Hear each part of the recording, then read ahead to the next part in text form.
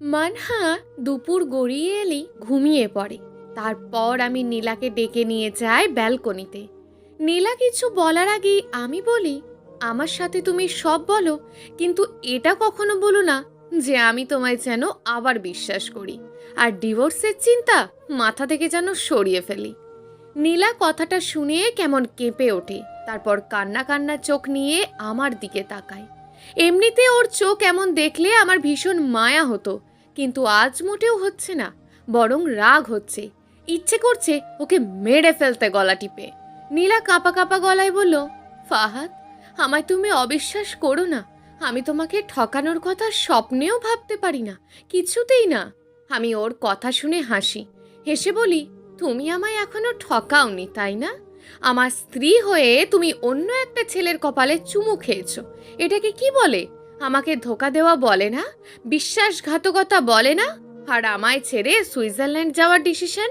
আচ্ছা, এই সব কিছু না হয় বাদ দিলাম, গতকাল যে তুমি ওই ছেলেকে নিয়ে ঘুরতে বের হলে, আমার নিজের চোখের সামনে দিয়ে ওর সাথে হাঁটতে লাগলে লেকের পাড় ধরে, আমার কলিগের সামনে পড়ে আমার মান সম্মান ধুলোর সাথে মিশিয়ে দিলে।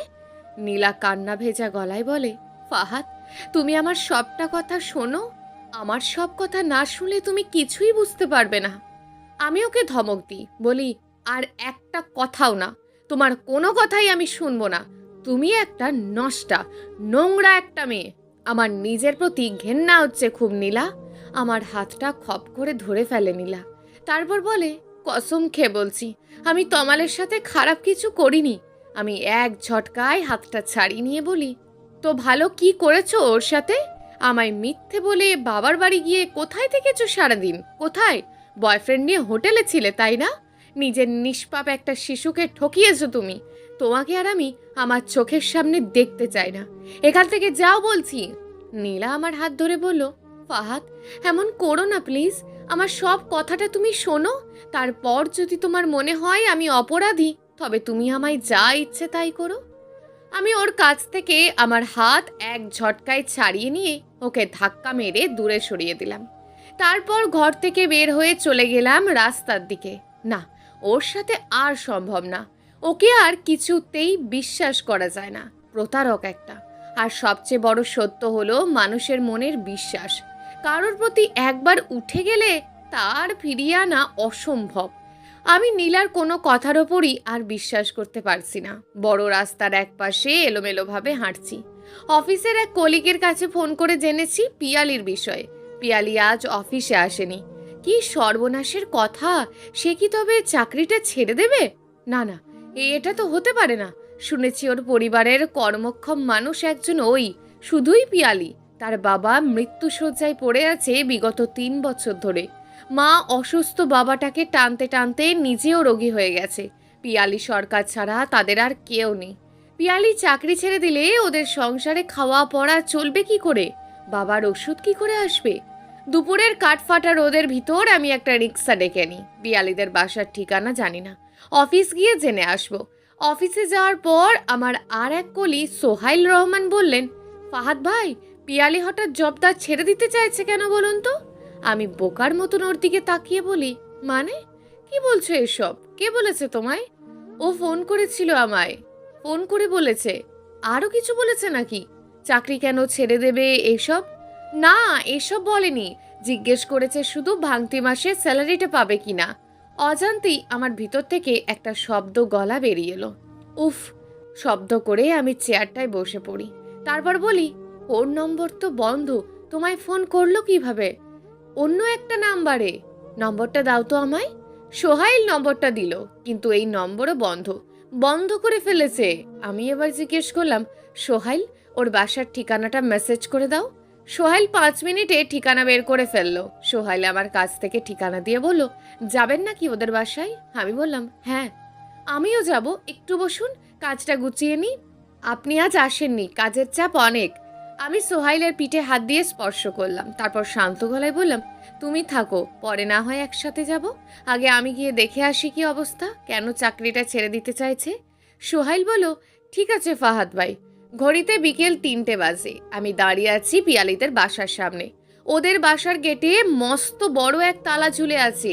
আর গেটের স্টিলের দরজায় দুটো সাদা কাগজ লাগানো, কাগজে লেখা টিউ লেট, আর কাগজের একেবারে নিচে লেখা কন্ট্যাক্ট নাম্বার। আমি তড়িঘড়ি করে কাগজের নম্বর তুললাম আমার ফোনে, তারপর কল দিলাম ওই নাম্বারে। বড় আশা ছিল মনে পিয়ালি ফোন রিসিভ করবে, কিন্তু ফোন রিসিভ করলো এক বয়স্ক পুরুষ। সে ফোন রিসিভ করে বলল, কে কে বলছেন? আমি জিজ্ঞেস করলাম, এখানে পিয়ালি আছে? খসখসে গলায় ভদ্রলোক বললেন, পিয়ালির আজ বাসা ছেড়ে চলে গেছে, ওরা আমার বাসাতেই ভাড়া থাকতো। আমি দ্রুত জিজ্ঞেস করলাম, আঙ্কেল ওরা কোথায় গিয়েছে জানেন? ভদ্রলোক বলেন, জানি না, বাসায় ফিরেছি ক্লান্ত শান্ত হয়ে। পিয়ালির জন্য ভীষণ খারাপ লাগছে, নিজেকে কেন জানি অপরাধী মনে হচ্ছে। কিন্তু বাসায় ফিরে মন আরও খারাপ হয়ে গেল। নীলা বারান্দায় দাঁড়িয়ে আছে, ওকে দেখেই আমার গা জ্বলে উঠল। আমি নীলাকে রাগত স্বরে বললাম, তোমায় না বলেছিলাম আমার সামনে কখনো পড়বে না, তবে কেন আমার সামনে এসেছো কেন? নীলা আমার পথ রোধ করে দাঁড়িয়ে গেল তখন, আর আমায় বলো, তুমি আমার হাজব্যান্ড, তুমিই আমার এই পৃথিবীর সব, তোমার সামনে আসবো না তো আমি কার সামনে যাব? তোমায় ছাড়া আমার আর যাওয়ার জায়গা কোথায়? ওর কথা শুনে আমার রাগ আরও বাড়ছে। রাগে কাঁপতে কাঁপতে আমি বললাম, আমিই তোমার সব, তাই না? আমায় ছাড়া তোমার আর যাওয়ার কোনো জায়গা নেই, তাই না? তো তমাল তোমার কে? নীলা এবার চুপ হয়ে যায়, তার গলায় দলা পাকিয়ে যায়, কথাগুলো আটকে যায় কেমন। আমি ধমক দিয়ে বলি, বলো তমাল তোমার কে হয়? তমালের সাথে কিসের সম্পর্ক তোমার? নীলা কাঁদো কাঁদো হয়ে বলে, ওর নাম আর বলো না প্লিজ, আমার সামনে ওর নাম বলো না। নীলা কাঁদতে শুরু করেছে, খুব করে কাঁদছেও। এইসব কান্না দেখে আমার কষ্ট হচ্ছে না, রাগ হচ্ছে। এখনো তমালের জন্য ওর প্রাণ বেরিয়ে যাচ্ছে। বিশ্বাসঘাতক একটা। ওর উপযুক্ত শাস্তি একটাই, ডিভোর্স। আমি তাকে ডিভোর্স দেব। নীলা কাঁদতে কাঁদতে আবার বলে, ফাহাদ ওর বিষয়ে অনেক কথা আছে, ব্যাপারটা সহজ না, এবং আমি ইচ্ছে করলেই এখন শান্ত থাকতে পারছি না। কিন্তু তোমায় কথা দিলাম, আমি তোমায় ঠকাবো না, তোমার সাথে প্রতারণা করব না। আমি শুধু তোমারই আছি, আমায় ভুল বুঝো না তুমি। খুব শীঘ্রই সব খুলে বলবো আমি। আমি এবার ওকে এক ধাক্কায় সরিয়ে দিলাম আমার সামনে থেকে। নীলা তাল সামলাতে না পেরে বারান্দার গ্রিলে গিয়ে পড়ে গিয়ে কপালের এক পাশে সামান্য কেটে গেল ওর। আমি রাগে আর তখন ঘরের ভিতর গেলাম না, হন হন করে হেঁটে বাইরের দিকে ছুটে গেলাম। বাসায় আবার ফিরলাম ঠিক 3 ঘন্টা পর। তখন বিকেল, রোদের প্রখরতা কমেছে, বাইরে হলুদ মিষ্টি আলো। বাসায় ফিরেই আমি অবাক হলাম, নীলা বাসায় নেই, মানহাও নেই, দরজা বাইরে থেকে লক করা। রাগে শরীরটা আমার খিটখিট করে উঠল। ওর ফোনে ফোন করলে ফোনও রিসিভ করলো না। সারাটা বিকেল বারান্দায় বসে রইলাম। নীলা ফিরল সন্ধেবেলায়। ও ফিরতেই আমি বললাম, কোথায় গিয়েছিলে? নীলা কাঁপা কাঁপা গলায় বলল, তমাল ডেকেছিল একটু, এটাই শেষ যাওয়া, আর যাব না কখনো, ওর সাথে আর দেখা করব না। ওর মুখে তমালের নাম শুনে আমার রাগ আরও প্রখর হয়ে উঠল। নীলার গায়ে কোনোদিন আমি হাত তুলিনি, এবং স্ত্রীর গায়ে স্বামীর হাত তোলা আমার কাছে নোংরা একটি কাজ বলেই মনে হয়। এই কথা ভাবতেও আমার ঘেন্না হয়। কিন্তু আজ আমার কি হলো জানি না, নীলাকে মানহার সামনেই ইচ্ছে মতো মারলাম। নীলা কাঁদেনি, চুপচাপ শুধু একটা কথাই বলে গেছে, তুমি আমার কথাগুলো শোনো আগে, তারপর তোমার ভুল ভেঙে যাবে। আমি এবার এক ধাক্কায় ওকে বারান্দার বাইরে নামিয়ে দিয়ে দরজাটা লাগিয়ে দিলাম ওর মুখের ওপর। আমি বললাম, তোমার সাথে আমার সমস্ত সম্পর্ক ছিন্ন করলাম। তোমার মতন পাপীর উপযুক্ত স্থান জাহান্নাম। যাও এখন, তুমি জাহান্নামে যাও। যে সকালে ক্ষমা চেয়ে বিকেলবেলা আবার তমালের সাথে দেখা করতে চলে যায়, তার কি কথা শুনবো আমি? নীলা দরজার কড়া নাড়তে লাগলো আর কাঁদতে লাগলো খুব করে। আমি ওকে ধমক দিয়ে বললাম, এভাবে ভিখারির মতন দাঁড়িয়ে থেকে দরজায় টোকা দিও না, ভালোই ভালোই চলে যাও বলছি, তুমি না গেলে ঘাড় ধাক্কা দিয়ে রাস্তায় নামিয়ে দিয়ে আসবো। নীলা তখন কাঁদতে কাঁদতে আমায় অনুনয় করে বলল, আমার কথাগুলো তুমি একবার শোনো প্লিজ, কেন ওর কাছে গিয়েছিলাম তা শোনো একবার। আমি রাগে গর্জন করে উঠে বললাম, কেন গিয়েছিলে তা আমি ভালো করেই জানি। নিজের বাসায় ওকে ডেকে এনে যে মেয়ে চুমু খায়, বাইরে গিয়ে সেই মেয়ে কি করে না করে তা আমার ভালো করেই জানা আছে।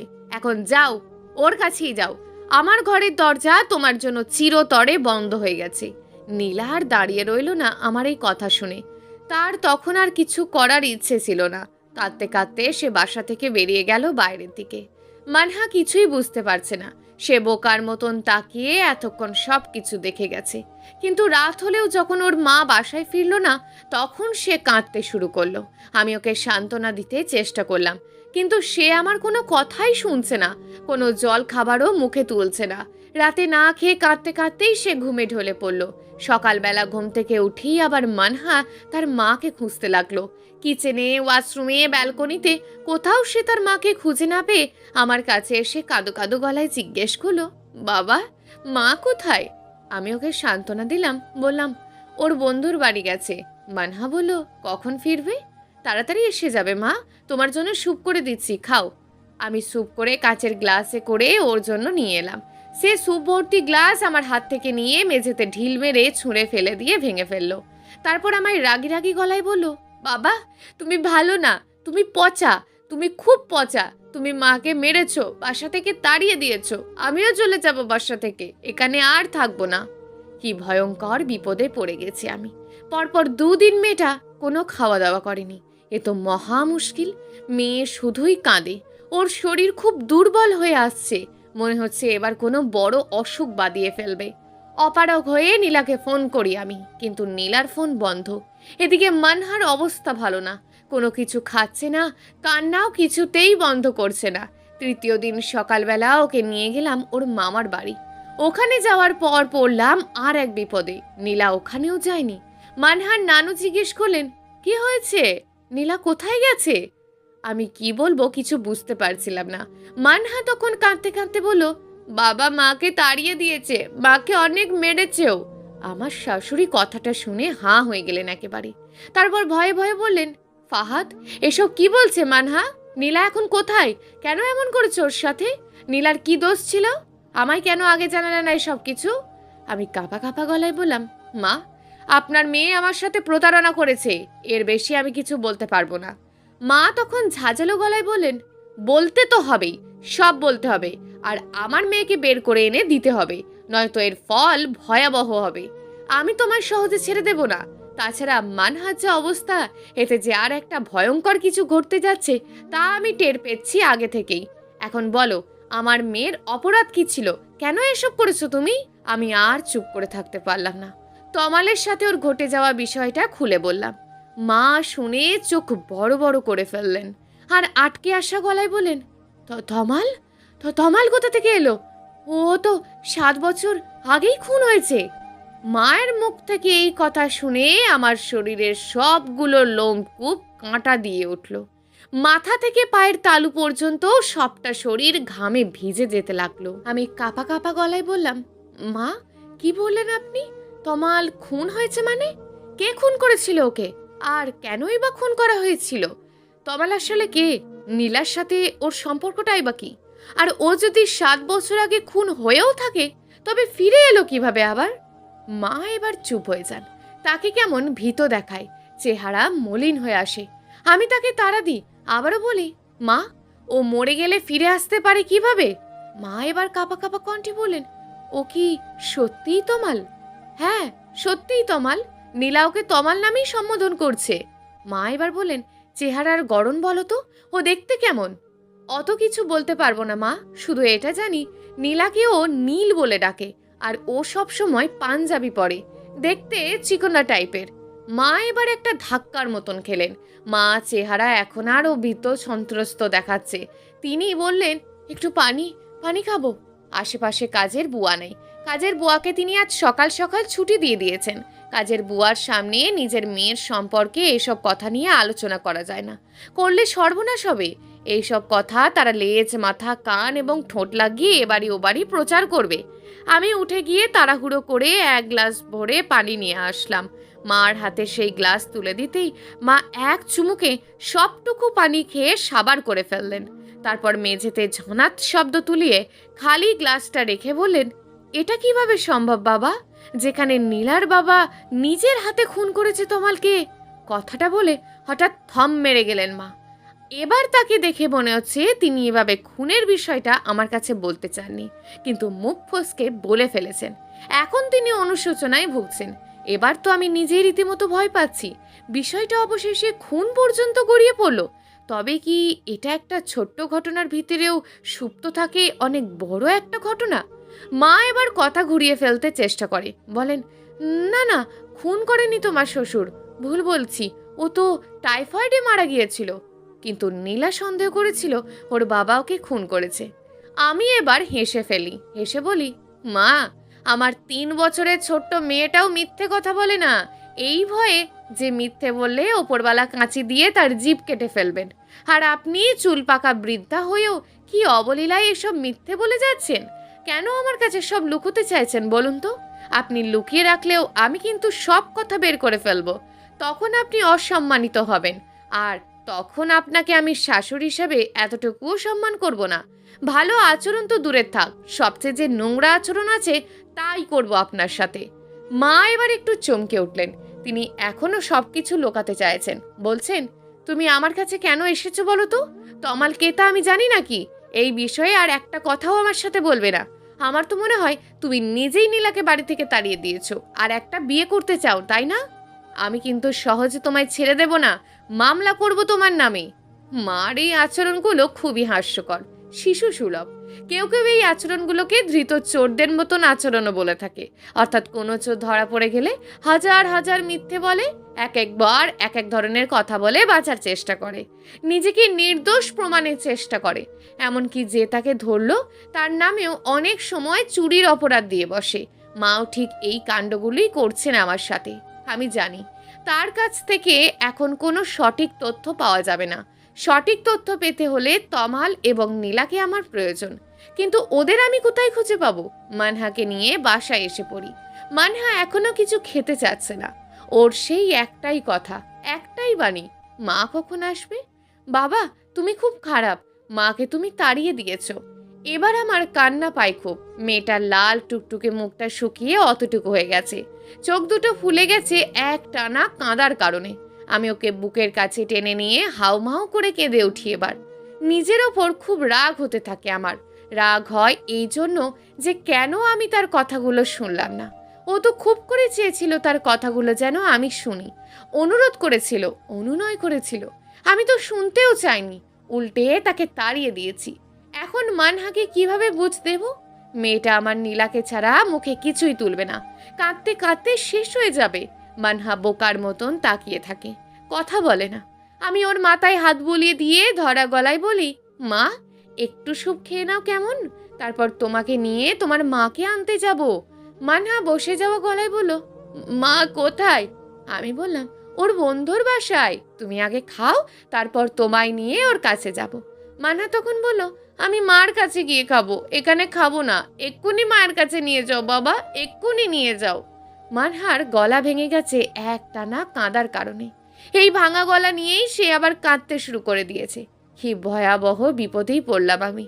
এর থেকে উতরাবো কি করে? আমি তো কোনো পথ দেখছি না। আচ্ছা, তমালের সাথে আবার চলে যায়নি তো নীলা? ওদের তো সুইজারল্যান্ড চলে যাওয়ার কথা ছিল। এবার আমি ঘরের কাগজপত্র ঘাঁটতে থাকি, খুঁজে দেখতে থাকি কোথাও তমালের নম্বর আছে কিনা, তমাল সম্পর্কে কোথাও কোনো কিছু লেখা আছে কিনা। কিন্তু কোনো কিছুই খুঁজে পাওয়া গেল না। অবশেষে ব্যর্থ পরাজিত মানুষের মতন এসে বসলাম মানহার সামনে। আবার ওকে দরদ মাখা গলায় বললাম, মা, খেয়ে নাও না প্লিজ, না খেলে তো তুমি বাঁচবে না, অসুখ করে ফেলবে তোমার। মানহা তখন রাগের গলায় বলল, আমার কাছে তুমি আর আসবে না, তোমাকে আর কখনো আমি বাবা বলে ডাকবো না। আমি ওর মাথায় হাত বুলিয়ে দিতে চাই। ও তখন আমার হাত দূরে সরিয়ে দেয়। আমি সরাতে না চাইলেও ও নিজেই এখান থেকে উঠে চলে যায় ওই ঘরের দিকে, আর বলে, আমার কাছে আসবে না তুমি, তুমি একদম ভালো না, তুমি খুব পচা, খুব পচা। মানহা রাগে থরথর করে কাঁপছে।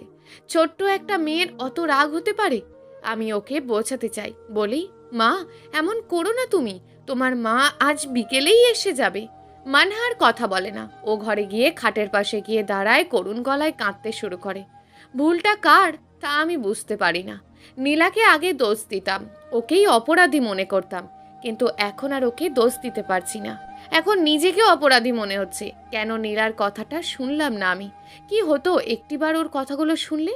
তারপর তমালকে নিয়ে ভাবি, ভাবি নীলার মাকে নিয়ে। তমালের সাথে নীলার কি সম্পর্ক ছিল? ওদের কি আগে বিয়ে হয়েছিল?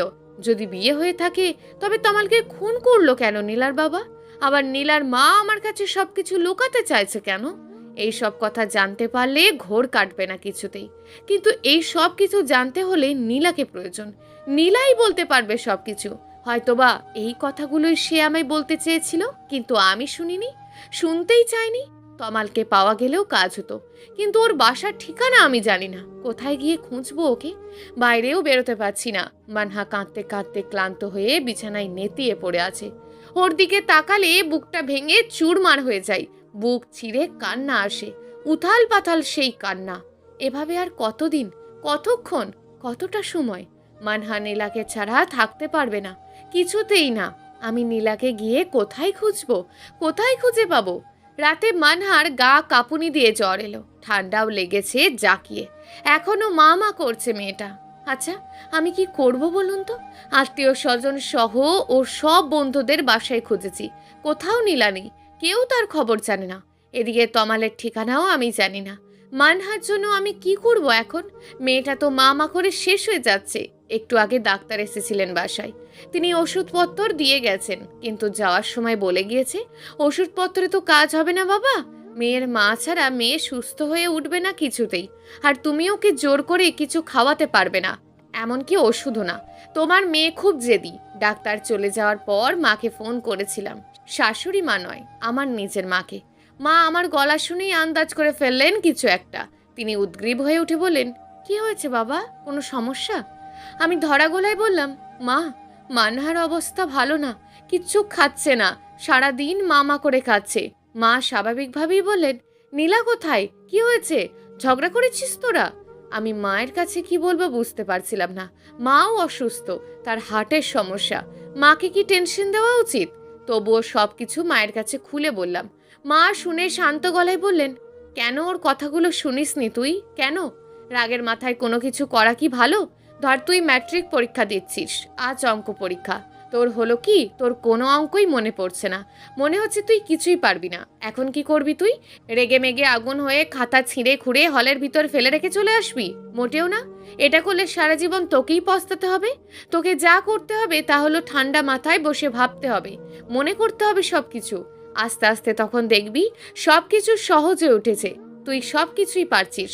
আর এটা তো তোদের জীবন, নীলা তো তোর স্ত্রী, পৃথিবীর সবচেয়ে কাছাকাছি সম্পর্ক ওর সাথে তোর। ওর সাথে এমন করাটা তোর খুব ভুল হয়েছে। আমার খুব খারাপ লাগছে, কান্না পাচ্ছে, নিজের ওপর নিজেরই রাগ লাগছে। আমি অসহায়ের মতন মাকে বললাম, মা, আমি কি করব বলুন তো? আমার আর সহ্য হচ্ছে না। মেয়েটাও মা মা করতে করতে একেবারে নেতিয়ে পড়েছে, জ্বর উঠেছে গা কেঁপে, ঠান্ডাও লেগেছে, এখনো মা মা করছে, সিরাপটা পর্যন্ত মুখে তুলছে না। মা তখন কঠিন গলায় বললেন, বাবা হওয়া কোনো সহজ কাজ নয় রে ফাহাদ, বড় কঠিন কাজ। এখন তোরা বড় হয়েছিস, কিন্তু কোনো সিদ্ধান্ত নেওয়ার ক্ষেত্রে বাচ্চায় রয়ে গেছিস। তোর ছোট্ট একটা ভুলের কারণে তোর মেয়েটা ঝুঁকির মুখে। নীলা যদি রাগ করে কোথাও চলে যায় আর না ফেরে, তখন মেয়েটাকে কি জবাব দিবি তুই? আর তোর কাছ থেকে মানহার অবস্থা শুনে তো মনে হচ্ছে ও ঝুঁকিতে আছে। মার কথাগুলো আর ভালো লাগছে না। আমি ফোন রেখে দিয়ে কাঁদতে বসেছি, চোখ থেকে টপ টপ করে জল গড়িয়ে পড়ছে আমার। নির্বোধ বালকের মতন দেওয়ালে ঠেস দিয়ে দাঁড়িয়ে আছি আর ভাবছি, একটা ভুল তিনটে জীবন এলোমেলো করে দিতে পারে কিভাবে। মানহার জ্বর নিয়ে ঘুমিয়ে পড়েছে। আমি খুব সাবধানে ওকে ঘুমে রেখেই ড্রপার দিয়ে ওর মুখে সিরাপ পুরে দিলাম। মানহা টের পেল না। ওর শরীর খুব গরম হয়ে আছে, কপালে জলপট্টি দেওয়া প্রয়োজন। শরীরটাও ঠান্ডা পানি দিয়ে একটু মুছে দিলে ভালো হবে, তাপটা কমবে। মাঝরাতে ঘুমের ঘোরে হঠাৎ দুর্বল গলায় মানহা বলতে লাগলো, মা, মা, পানি খাবো। আমিও তখন আধ ঘুমে বসে বসেই ঝিমুচ্ছিলাম। মেয়েকে এমন অসুখে রেখে বিছানায় গা এলিয়ে দিতে পারিনি বলি বসে বসে ওর মাথায় হাত বুলিয়ে দিচ্ছিলাম। তখন কিছুটা তন্দ্রাভাব আমার চোখেও এসেছিল, তাই দেওয়ালে পিঠ ঠেকিয়ে ঘুমিয়ে পড়েছিলাম। মানহার দুর্বল আর শুকনো গলা শুনে ঝট করে ঘুম ভেঙে গেল। আমি তাড়াহুড়ো করে তৎক্ষণাৎ বিছানা থেকে নেমে ওর জন্য গ্লাস ভর্তি ঠান্ডা পানি নিয়ে এলাম। মানহা পানি মুখে নিয়েই হড়হড় করে বমি করে দিল। পেটে তো আর কিছুই নেই, সামান্য পানি বের হয়েছে বমি হয়ে। এবার মানহা কেমন ছটফট করছে, বলছে, মা, ও মা, শরীর জ্বলছে। সেই রাতে আমার আর ঘুম হয় না। মানহার ছটফটা নিয়ে আমার বুকের ভিতর ঝড় তোলে। ওর দিকে তাকিয়ে থাকি আমি বোকার মতন। মানহা এখন আর মামা বলছে না, তার শরীর অতি দুর্বল হয়ে পড়েছে। কথা বলার কিংবা কাঁদার আর শক্তি নেই তার শরীরে। আমি কিচেনে গিয়ে ওর জন্য নুডলস করে নিয়ে আসি। ও স্যুপ আর নুডলস খুব পছন্দ করে। নুডলস করেছি এই জন্য যে জ্বরের মুখে হয়তো বা ঝালটা ওর ভালো লাগবে। কিন্তু নুডলস করে ওর মুখে দিতেই ও মুখ সরিয়ে নিয়ে বলল, তিতে বাজে লাগছে। আমি ওকে সান্ত্বনা দিই, বলি, মা আর একটু খাও, শুধু খেলেই সুস্থ হয়ে যাবে। মানহা দুপাশে মাথা নাড়িয়ে বলে, খাবো না। রাত কাবার হয়ে এলে মানহা আবার ঘুমিয়ে পড়ে। ওর দিকে তাকানো যায় না। পরীর মতন ফুটফুটে সুন্দর মেয়েটার চেহারার কি হাল হয়েছে। চোখের নিচে কেমন কালি জমে গেছে, মুখটা মলিন হয়ে আছে। ওকে দেখে মনে হচ্ছে জন্মরোগা মেয়ে। আমি ওর ঘুমন্ত শরীরে হাত বুলিয়ে দিতে দিতে বলি, মা আমি শীঘ্রই তোমার মাকে খুঁজে বের করব। এমনকি সে যদি সুদূর সুইজারল্যান্ডও চলে যায়, ওখানেও আমি যেতে রাজি। তোমার মাকে আমি তোমার কাছে ফিরিয়ে আনবই আনবো। সে ফিরে আসবে, শীঘ্রই ফিরে আসবে। সন্ধ্যা 6টার দিকে ডাক্তার এসে আবারও দেখে গিয়েছেন মানহাকে। জোর করি দুবার ওকে ওষুধ খাইয়েছি, এজন্য তাপটা এখন কম। তাছাড়া আমি ওকে জানিয়েছি ওর দাদুর আসার সংবাদটা। বলেছি, মানহা তোমার দাদু আসছে আজ। দাদু এসে তোমার মাকে খুঁজে বের করবে, তুমিও তোমার দাদুর সাথে মাকে খুঁজতে যাবে। মানহার শুকনো মুখে এক টুকরো হাসি ফুটে উঠল। আমি ওর গালে আলতো স্পর্শ করে বললাম, মা তুমি খুঁজতে যাবে না দাদুর সাথে তোমার মাকে? মানহা নিচু স্বরে বলল, যাব। আমি তখন তার জন্য এক গ্লাস শরবত বানিয়ে নিয়ে এলাম। আমি ওর কাছে এসে বললাম, মাকে খুঁজতে গেলে তো তোমাকে হাঁটতে হবে, এখন তো তুমি খুবই দুর্বল। এই শরবতটা যদি খাও তবে শক্তিশালী হয়ে উঠবে তুমি, তখন আর মাকে খুঁজতে কষ্ট হবে না। মানহার মুখে শরবতের গ্লাস তুলে দিলাম। মানহা একটু খেয়েই বলছে, বিচ্ছিরি লাগে, লবণের চেয়েও তিতে। আমি তখন বললাম, না এটা না খেলে কিন্তু তোমার দাদু তোমাকে সাথে করে নেবেন না। মানহা তখন জোর করেই শরবতটা গিলল। ওর চোখে আনন্দের ঝিলিক, ঠোঁটে মিষ্টি হাসি, মনে আশা, মাকে সে খুঁজে বের করবেই। ওর মাথায় হাত বুলিয়ে দিচ্ছি। মানহা হঠাৎ জিজ্ঞেস করলো, বাবা দাদু কখন আসবে? আর ঠিক তখনই কলিং বেল বেজে উঠল।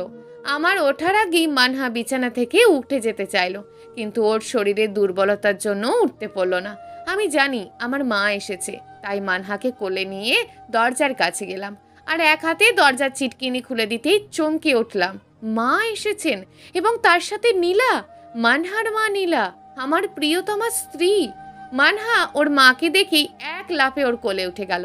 তারপর নীলার বুকে মুখ গুজে রাখলো। মানহা অসুখে নেতিয়ে পড়েছিল, শরীরে এতটুকু শক্তি ছিল না তার। কিন্তু মাকে পাওয়ার পর তার গায়ে অত শক্তি এলো কি করে? নীলা কাঁদছে, মানহাকে কোলে তুলে নিয়ে হাউমাউ করে কাঁদছে। মা বলেন, হয়েছে, এখন কান্নাকাটি বন্ধ করো, আগে ঘরে যাও, ফ্রেশ হও, মেয়েকে সুস্থ করো, এরপর কান্নাকাটি করার অনেক সময় পাবে। নীলা চোখ মুছল, তারপর মানহাকে বুকে চেপে ধরে ঘরে ঢুকলো। আচ্ছা শোন, তুই ব্যালকনিতে বস, আমি হাত মুখ ধুয়ে আসছি, তোর সাথে কথা আছে। আমি বললাম, জি আচ্ছা। সন্ধ্যা 7:30। আমি আর মা বসে আছি ব্যালকনিতে। নীলা মানহাকে ঘুম পাড়িয়ে দিচ্ছে। মা বললেন, এখনো কি নীলার প্রতি রাগ আছে? আমি সহজ গলায় বললাম, না নেই। মা অবাক হয়ে বললেন, অন্য একটা ছেলের সাথে নিজের স্ত্রী একসাথে ছিল, এ নিয়ে কত কিছু হলো, আর তুই সব ভুলে গেলি? রাগ পর্যন্ত নেই? না নেই। নেই কেন? মানহার জন্য। আমার এখন মনে হচ্ছে আমাদের সন্তানের জন্য আমাদের দুজনকেই স্যাক্রিফাইস করতে হবে। এটা আগে বোঝা উচিত ছিল। এখন থেকে কোনো কিছু করার আগে 1000 বার ভেবে নিবি। শুধু নিজের কথা ভাববি না, সংসারের সবার কথা ভাববি, তারপর ডিসিশন নিবি। আমি বললাম, জি আচ্ছা। এবার মা বসা থেকে উঠে গিয়ে বললেন, তোকে একটা কঠিন কাজ করতে হবে। যদিও এটা করতে তোর কষ্ট হবে, কিন্তু কাজটা তোকে করতেই হবে। আমি নীলাকে পাঠাচ্ছি, ওর সাথে কথা বল। আগে তোদের মধ্যে ভুল বোঝাবুঝি দূর হোক, তারপর কঠিন কাজটার কথা ও নিজেই বলবে। আমি মাথা কাত করে সম্মতি জানালাম। মা উঠে যাওয়ার পর নীলা এসে দাঁড়ালো আমার পাশে। ওকে আমি বসতে বললাম। নীলা বসলো আমার পাশের চেয়ারে। আমার পাশে সে আনমনা হয়ে বসে আছে। আমি ওর একটা হাত ধরে বলি, সরি নীলা। নীলা আমার হাতটা শক্ত করে ধরে কেঁদে ফেললো। তারপর কান্না ভেজা গলায় সে বলল, আমিও সরি ফাহাদ, আমার উচিত ছিল সবার আগে তোমাকেই সবকিছু ভেঙে বলা, কিন্তু কিভাবে ভেঙে বলবো বলো? তোমার সাথে বিয়ের আরও 2 বছর আগে থেকে জেনেছি তমাল নেই, খুন হয়েছে কারোর হাতে, এমনকি তার লাশ পর্যন্ত খুঁজে পাওয়া যায়নি। যা পাওয়া গেছে তা ছাই, পুড়ে থাকা হাড্ডি। তারপর হঠাৎ এসে সে হাজির, তাও কত কত বছর পর। এমন অবস্থায় কে ঠিক থাকতে পারে বলো? আমি শান্ত গলায় ওকে জিজ্ঞেস করলাম, তমালের সাথে তোমার কেমন সম্পর্ক ছিল একটু বলবে? নীলা বলতে শুরু করলো এবার। সে বলল, তমালরা আমাদের বাসায় ভাড়া থাকতো। ওর বাবা ছিল না, মা গার্মেন্টসে কাজ করে ওকে পড়াশোনা করাতো। তমালের তখন সদ্য মাস্টার্স কমপ্লিট হয়েছে, আর ও জবের জন্য পড়াশোনা বাদ দিয়ে উঠে পড়ে লেগেছিল ইউরোপিয়ান কান্ট্রিগুলোতে সেটেলড হওয়ার জন্য। যদিও তার জন্য এটা খুব কঠিন ছিল, ওদের হাতে টাকা পয়সা ছিল না, কিন্তু ওর বিশ্বাস ছিল ও ওখানে যেতে পারবে। আর সে আমায় বলতো, ওখানে যেতে পারলেই মা তার কাছে আমায় বিয়ে দিতে আর কোনো মানা করবেন না। এই তমালের সাথে কিভাবে যেন আমার সম্পর্ক হয়ে গিয়েছিল, গভীর সম্পর্ক। তারপর মা একদিন আমাদের ছাদের উপর দেখে ফেললেন। দেখে ফেলার পর মা আমাকে খুব শাসালেন, কিন্তু আমি তার বারণ শুনলাম না। এরপর তমালের মাকে বাসা থেকে বের করে দিলেন মা।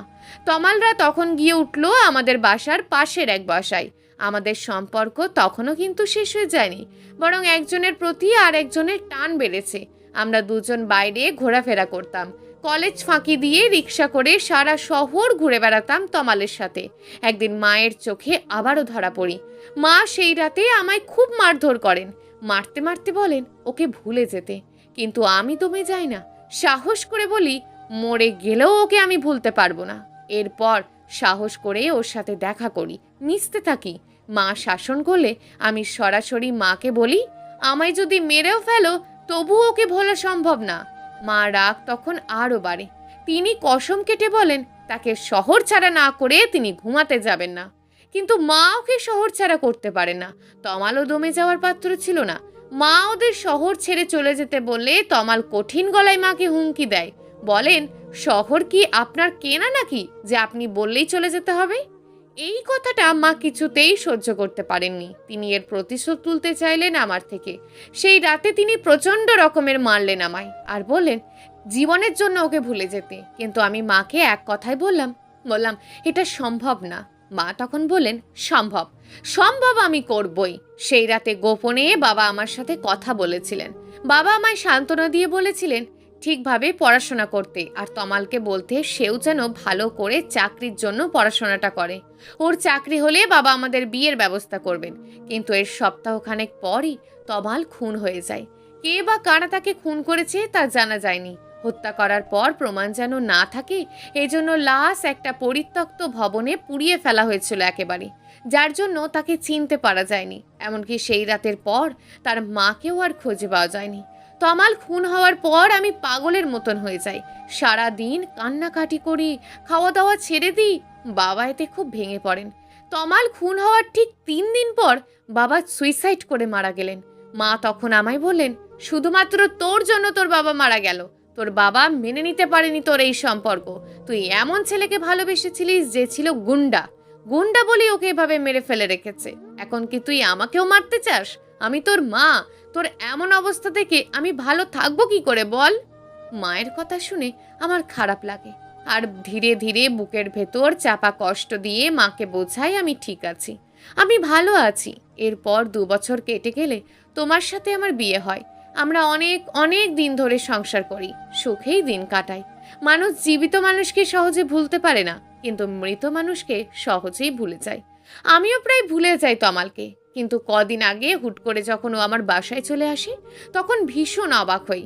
আর সব কিছু শুনে কি করব না করব কিছুই বুঝে উঠতে পারি না। নিজেকে আমি হারিয়ে ফেলি অতীতে।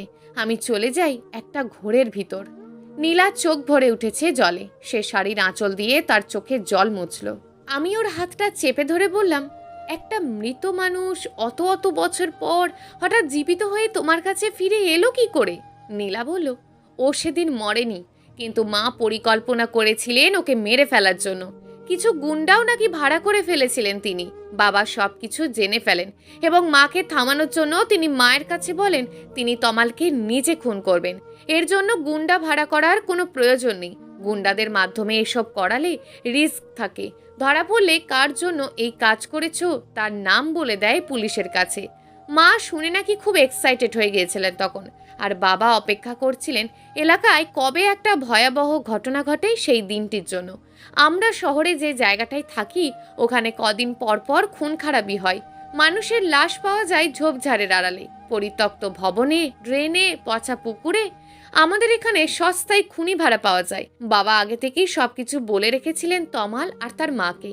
যেদিন কোনো খুনের ঘটনা ঘটবে সেদিনই ওদের শহর ছেড়ে সরে যেতে হবে, এবং কোথায় যেতে হবে তা বাবা ঠিক করে রাখলেন আগে থেকেই। এরপর খুব দ্রুত একটি ভয়াবহ খুনের ঘটনা ঘটে গেল। এমনকি খুন হওয়া লাশ পুড়ে যাওয়ার কারণে চেনা যাচ্ছিল না এটাকে। এই সুযোগটাই বাবা কাজে লাগালেন। তমাল আর তার মাকে ইশারা করলেন শহর ছেড়ে চলে যেতে। ওরা দ্রুত কেটে পড়ল, আর বাবা মার কানে ফিসফিস করে বললেন কাজ শেষ, তমাল খতম। এই ঘটনাটার ঠিক 3 দিন পরই বাবা মারা যান। বাবা মারা যান সুইসাইড করে। বাবা মারা যাওয়ার পর মাকে তেমন শোক করতে দেখিনি, তখন কিছুই বুঝিনি। কিন্তু তমাল সবকিছু খুলে বলার পর এখন সন্দেহ হচ্ছে। সন্দেহ নয়, এটা মনে হয় সঠিক ধারণাই। আমার মনে হচ্ছে বাবা সুইসাইড করেনি।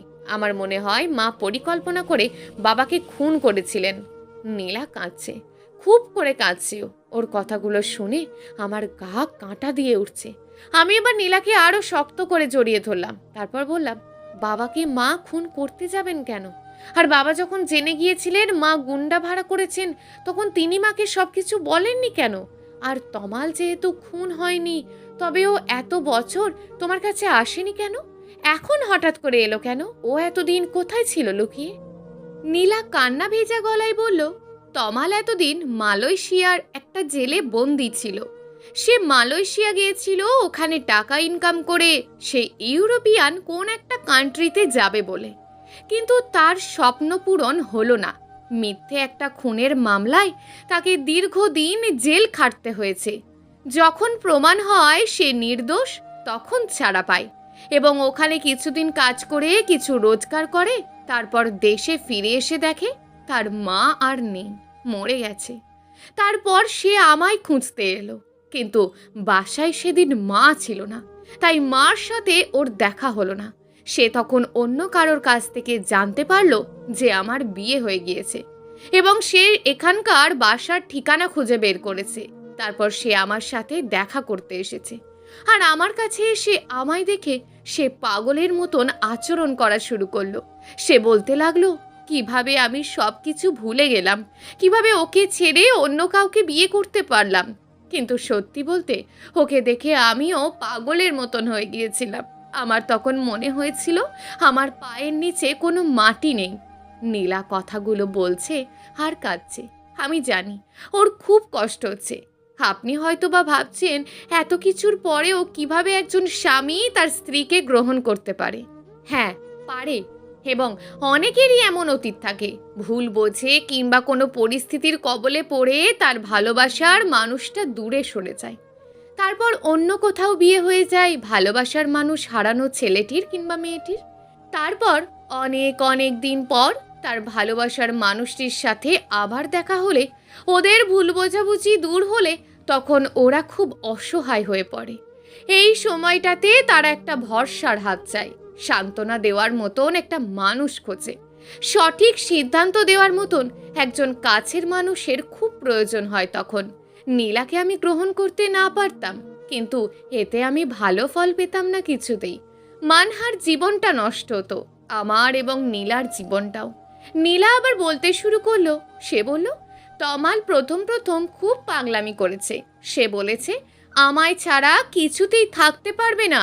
ওকে দেখে আমিও ভেঙে পড়েছিলাম। মনে হয়েছিল আমি দোটানায় পড়ে গেছি। মনে হয়েছিল আমার জীবনটা নষ্ট হতে যাচ্ছে। কিন্তু শেষ দিন তমাল নিজেই আমায় বলল তার এক বন্ধু সুইজারল্যান্ডে থাকে, খুব দ্রুত সে ওখানে চলে যাবে। তাছাড়া সে চায় না আমার সুন্দর সংসারটা নষ্ট করতে। আমিও তাকে বলেছিলাম তুমি মৃত জানতাম বলেই আমি বিয়েতে রাজি হয়েছিলাম। আমি যদি জানতাম তুমি বেঁচে আছো, তবে কারোর ক্ষমতা ছিল না অন্য কোথাও আমায় বিয়ে দেওয়ার। আমি বললাম, নীলা, সব বুঝতে পেরেছি। নীলা বলল, আমি কি তোমার কাছে মাপ পাবো? আমি ওর একটা হাত মুঠো করে ধরলাম। তারপর বললাম, তুমি ভুল নয়, এবং আমিও ভুল নয়, তমালও ভুল নয়। সবাই আমরা পরিস্থিতির শিকার। পরিস্থিতি আমাদের সাথে খেলা খেলছে, এর জন্য কেউ কারোর কাছে মাপ চাওয়ার কিচ্ছু নেই। নীলা সর্দি বসা গলায় বলল, তুমি খুব ভালো। আমি ওর দিকে আধো অন্ধকারে তাকিয়েই বললাম, তুমিও। তারপর আমাদের কাছে মা এলেন, এসে আর একটা চেয়ারে বসলেন। তারপর মা নীলাকে বললেন, নীলা, তুমি কি তোমার মাকে খুব ভালোবাসো? নীলা বলল, তেমন না, কারণ ছোটবেলা থেকেই মাকে দেখে এসেছি দাদুর সাথে খারাপ আচরণ করতে। বারবার মা তাদের বংশের গৌরব গাথা গাইতেন আর দাদুকে হেনস্থা করতেন, লজ্জা দিতেন। লজ্জা দেওয়ার কারণ ছিল দাদু ছিলেন সামান্য দর্জি, কিন্তু ভাগ্য গুণে বাবা পড়াশোনা করে প্রথম শ্রেণীর একটা জব পেয়ে যান। তারপর আমাদের দিন ঘুরে যায় আর মার সাথে বাবার বিয়েটা হয়ে যায়। কিন্তু বিয়ের পর মা কখনোই সন্তুষ্ট ছিলেন না। আমাদের সব আত্মীয় স্বজনেরাই গরিব ছিল, ফুপুরাও। এই জন্য মা তাদের সহ্য করতে পারতেন না। মায়ের বড়লোকই ধাত ছিল। মায়ের এই ধাতটা আমার খুব বেশি অপছন্দের ছিল। মা এবার নীলাকে বললেন, মাকে অপছন্দ করো বলেই কি তোমার মনে হয় যে তোমার বাবাকে তোমার মা হত্যা করেছেন? নীলা খানিকটা সময় চুপ রইল, তারপর বলল, অপছন্দের কারণে না, ঠিক আমার এটা এমনিই মনে হয়েছে।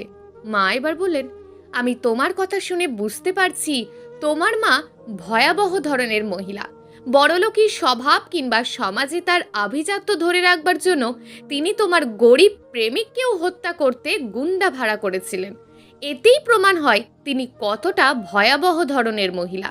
কিন্তু এর জন্য এটা ধারণা করা ঠিক না যে তোমার মা তোমার বাবাকে হত্যা করেছেন। বরং এটা হতে পারে যে তোমার মাই সম্পূর্ণ রকম দায়ী তোমার বাবার মৃত্যুর জন্য। মার কথা শুনে নীলা কিছু বলতে চেয়েছিল, কিন্তু এর আগেই ওকে থামিয়ে দিয়ে আমি বললাম, মা, আমরা একটা কাজ করলে এটা সহজেই বুঝতে পারবো, জানতে পারবো আসল কাহিনী। আগামীকাল আমি আর নীলা মায়ের সাথে দেখা করতে যাব, আর গিয়ে এক এক করে তমালের বিষয়ে সব বলবো। এমনকি শেষ মুহূর্তে বলবো, আপনিই বাবার খুনি। এটাও আমরা জানি। তখন সত্যিটা বেরিয়ে আসবে। ওনার উত্তর শুনেই অনুমান করা যাবে সত্যিটা। আর উনি যদি সত্যি সত্যিই বাবার খুনি হন, তবে তাকে শাস্তি পেতেই হবে। আদালতে তার নামে নীলা নিজে বাদী হয়ে মামলা করবে।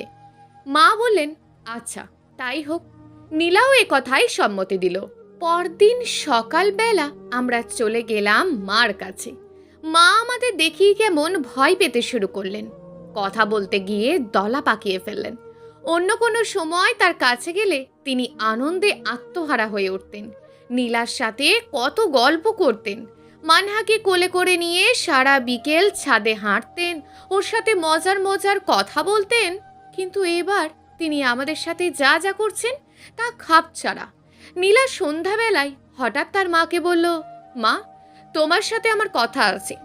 মা কাঁপা কাঁপা গলায় উত্তর দিলেন, কিসের কথা? কোনো কারণে কি তুই আমায় সন্দেহ করছিস? তোর মুখ দেখেই বোঝা যাচ্ছে তুই আমার প্রতি ক্রুদ্ধ। মার এই আচরণে আরও পরিষ্কার হওয়া গেল যে তিনি অনেক কিছুই লুকাতে চাইছেন। তার অপরাধ প্রকাশ হওয়ার ভয়ে তিনি খাপছাড়া আচরণ করছেন। হয়তোবা তিনি ভাবছেন এসব আচরণ করলে তাকে আমরা নির্দোষ মনে করব। কিন্তু তিনি এটা বুঝতে পারছেন না যে এইসব আচরণই তার জন্য কাল হচ্ছে। তিনি নিজে নিজেই ফেঁসে যাচ্ছেন জালের ভিতর। নীলা মার কথা শুনে হেসে ফেলল। সে বলল, কোথায় সন্দেহ করছি তোমায়? আমি শুধু বলেছি তোমার সাথে কথা আছে, এতটুকুই তো। মা তখন অস্থির গলায় বললেন, ফাহাদ ওই দিন আমাদের বাসায় এসেছিল মানহাকে নিয়ে। তুই নাকি বাসা থেকে রাগ করে কোথাও চলে গিয়েছিলি। সে এসে বলল তোর ওই ছোট লোক তমাল তোর কাছে ফিরে এসেছে। আমি তখন বললাম, তমাল তো খুন হয়েছিল, এতে ফাহাদ আমায় সন্দেহ করেছে। মা কথাগুলো বলে কাঁপছেন থরথর করে। নীলা বলল, রাখো তো তোমার তমাল ফামালের কথা। তমাল মরে গেছে সেই কবে। মৃত মানুষ আবার জীবিত হয় কি করে? ফাহাদ তোমার সাথে মজা করেছে। আসলে তমালের বিষয়ে সে সব জেনে গেছে, কিন্তু এছাড়াও আর একটা বিষয় সে জেনেছে। মা তখন নীলার হাত ধরে ঝাঁকুনি দিয়ে বলল, কি বিষয় জেনেছে? তুমি তমালকে গুন্ডা দিয়ে খুন করিয়েছ। মার কথা যেন মুহূর্তের জন্য বন্ধ হয়ে যাচ্ছিল, আর তার কপাল ঘামতে লাগলো খুব করে। তিনি আঁচল দিয়ে বারবার তার কপালের ঘাম মুছছেন। ঘাম মুছতে মুছতে তিনি বললেন, তোর জামাই একটা বদের হাড্ডি। সব কিছু নিয়ে মজা করে, এটা নিয়েও মজা করেছে তাই না? কিন্তু ওকে বলে দিস আমি এসব নোংরা মজা মাস্তি পছন্দ করি না। নীলা তখন হেসে বলল, মজা নয়, এটা আমিও জানি। তুমি যে সকল গুন্ডাদের ভাড়া করেছিলে তারা আমার কাছে বলেছে। মা তখন উদ্ভট আচরণ করতে শুরু করলেন। নীলার গালে তিনি রাগে একটা চড় বসিয়ে দিলেন। তুই পাগল হয়ে গেছিস, তাই আবল তাবল বকছিস? নিজের জন্মদাত্রী মাকে তুই দোষারোপ করছিস? একটা বাজে ছেলের খুনের জন্য আমাকে দোষ দিচ্ছিস? নীলা তখন বলল, শুধু একটা খুন না, তুমি দুটো খুন করেছো। মা চমকে উঠে বললেন, মানে? তমাল এবং বাবাকে। মার রাগ তখন দেখে কে, তিনি হামলে এসে পড়েছেন নীলার ওপর। নীলার গলা চেপে ধরে বলছেন, তোর সাহস বেড়েছে, যা তা বলছিস, তোকে আমি শেষ করে ফেলবো। আমি অন্য ঘরে ছিলাম, ওখান থেকে সব শোনা যাচ্ছিল। এবার নীলা ঝুঁকির মুখে। আমি তাড়াহুড়ো করে ওখান থেকে দৌড়ে এলাম আর মার কাছে থেকে নীলাকে ছাড়িয়ে নিয়ে বললাম, মা আপনি এত নীচ, ছি! নিজের অপরাধ ঢাকতে এবার নিজের মেয়েকেও শেষ করে দিতে চাইছেন। মা এবার কাঁদতে শুরু করলেন, নীলাও কাঁদতে শুরু করলো। নীলা কাঁদতে কাঁদতে বলল, আমি থানায় যাব, সব কিছু বলে দেব পুলিশের কাছে। মা তখন নীলার একটা হাত খপ করে ধরে ফেললেন আর বললেন, ওপরওয়ালার কসম, আমি শুধু তমালকে খুন করার জন্যই গুন্ডা ভাড়া করেছিলাম, কিন্তু গুন্ডাদেরকে না করে দিয়ে তোর বাবা নিজেই ওকে খুন করেছিল। এই ঘটনার পর তোর বাবা আবার আমায় ডিভোর্স দেওয়ার জন্য উঠে পড়ে লাগলো। তোকে না শুনিয়েই আমাদের মধ্যে অনেক ঝগড়া হয়েছে, এমনকি সে আমায় মেরেওছে। নীলা এবার সোজা বলে দিল, এই জন্য তুমি বাবাকে মেরে ফেলেছিলে, যেন আর তোমাকে ডিভোর্সই হতে না হয়। মা এবার কাঁদতে কাঁদতে বললেন, এটা সত্য যে আমি তোর জীবন থেকে তমালকে সরিয়ে দিতে গুন্ডা ভাড়া করেছিলাম, কিন্তু তোর বাবা কিভাবে যেন এটা জেনে ফেললো। আর তখন তোর বাবা আমায় বলল সে নিজেই তমালকে খুন করবে। তারপর একদিন বাসায় এসে বলল সে তমালকে খুন করেছে, কিন্তু এরপর থেকেই তোর বাবা আমার সাথে খারাপ আচরণ করতে শুরু করে দেয়। কেন এমন করে আমি কিচ্ছু জানি না। তাছাড়া তোর বাবাকে আমি কেন মারবো? নিজের স্বামীকে কি কেউ মেরে ফেলতে পারে? নীলার চিকন বুদ্ধি দেখে আমি অবাক হই। সে হুট করে তখন মাকে বলে, আসল কথা হলো বাবা যে তমালকে খুন করেনি তা তুমি জেনে গিয়েছিলে। বাবা শহর থেকে তমালকে পালিয়ে যেতে হেল্প করেছিল। তাছাড়া বাবা তোমায় এমন ঘৃণ্য ষড়যন্ত্রের জন্যই ডিভোর্স দিতে চেয়েছিল। তুমি তখন নিজের সম্মান বাঁচাতে বাবাকে খুন করো। মা স্বীকার করতে চান না কিছুতেই। তিনি বলেন, তোর কানে কেউ বিষ দিয়েছে। কিন্তু নীলাও দম্বার পাত্রী নয়। সে বলে, তুমিই বাবার খুনি, আমার কাছে উপযুক্ত প্রমাণ আছে, প্রমাণ হাজির করলেই বুঝতে পারবে সবকিছু। মার তখন মুখ ফসকে বলে ফেললেন, এটা মিথ্যে কথা, প্রমাণ কি করে থাকবে? রুমের দরজা তখন বন্ধ ছিল আর আমি ছাড়া ও ঘরে আর কেউ ছিল না। কথাটা বলতে শুরু করেই মা হঠাৎ থেমে যান, আর কিছু বলতে পারে না। তখন নীলা আর আমি তখন বুঝে যাই মুহূর্তে সবকিছু। বুঝে ফেলি আমরা যে মাই এসবের মূলে। তমালকে তিনি খুন করতে চেয়েছিলেন বংশীয় গৌরব রক্ষা করতে, আর বাবাকে খুন করলেন নিজের সম্মান রক্ষা করতে। মায়ের পায়ের নিচের স্বর্গ কথাটা সত্য কিন্তু নয় সবসময়। নীলার মাও এই পর্যায়ে পড়েন। নীলা তাই তার মাকে মাই মানেননি। একজন ভয়ঙ্কর খুনির জন্য তার মায়া হয়নি। সে তার মায়ের বিরুদ্ধে মামলা করেছিল আদালতে। মামলায় নীলা জিতেছে। খুব সহজেই প্রমাণিত হয়েছে তমালকে তার মা খুন করতে চেয়ে ব্যর্থ হয়েছেন, আর তার স্বামীকে তিনি শ্বাসরোধ করে হত্যা করেছেন। এই জন্য আদালত তার মাকে শাস্তি দিয়েছেন। প্রিয় দর্শক, যদি আজকের গল্পটি আপনাদের ভালো লেগে থাকে তাহলে ভিডিওটিতে অবশ্যই একটি লাইক করে আপনার মূল্যবান একটি কমেন্ট করুন। আর হ্যাঁ, চ্যানেলটিকে যদি সাবস্ক্রাইব করে না রাখেন তাহলে চ্যানেলটিকে অবশ্যই সাবস্ক্রাইব করে আমাদের পাশে থাকুন। দেখা হবে আগামীকালের নতুন এবং আকর্ষণীয় গল্প নিয়ে। ধন্যবাদ।